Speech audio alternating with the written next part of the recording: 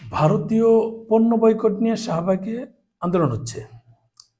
ভারতীয় পণ্য বয়কট আমরা যদি একসাথে সবাই এই বয়কট করতে পারি তাহলে কেবল সম্ভব, নয়তোবা এগুলো ওদের সকালে ওদের ডাল, চিনি, পেঁয়াজ, আলু, ওই মরিচ এগুলো দিয়ে, চাল এগুলো দিয়ে ভাত খেয়ে ওদের বাইক নিয়ে শাহবাগে আন্দোলন করতে গিয়ে আমরা এগুলো পণ্য বয়কটের কথা বলছি। আবার আন্দোলন শেষ করে রাতে এসে আবার ওদের আমদানি করা পণ্য দিয়ে আমরা রাতের আহার সারছি।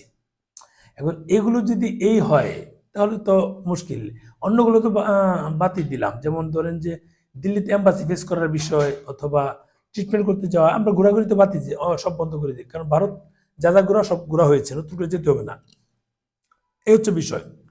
এখন যারা এম্বাসি এই শাহবাগে ভারতীয় পণ্য বয়কটের জন্য আন্দোলন করতে যাচ্ছে, তারা কি আগে নিজেরা ওই পণ্যগুলো বয়কট করে তারপরে গিয়েছে না এগুলো মানে ইউজ করে গিয়েছেন, সেটা একটু কমেন্টস করে জানাবেন। অনেকে থাকেন তো, আমি এই মানে দ্বিচারিতা এগুলো একটু জানতে চাচ্ছি। যদি বয়কট করেন আগে আমদানি অফ করে দেন, সম্পূর্ণ অফ করে দেন, তারপর বয়কটের চিন্তা করেন, এছাড়া কোনো সম্ভব না।